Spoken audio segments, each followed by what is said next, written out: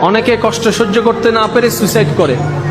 যে সুইসাইড করে, বিষ খায়, ঘুমের ওষুধ খায়, কিংবা অন্যান্য পথ অ্যাপ্লাই করে, যখন ফাঁসিতে সে ঝুলে যায়, ফাঁসির মাধ্যমে সুইসাইড করতে গেলে তার আবেগটা, তার কষ্টটা যখন তার ভিতরে আউট অফ কন্ট্রোল শয়তানে বানিয়ে ফেলে, সে আউট অফ কন্ট্রোল হয়ে যায়, তখন সে নিজের হাতে দড়ি বাঁধে, তখন কিন্তু সেন্স কাজ করে না।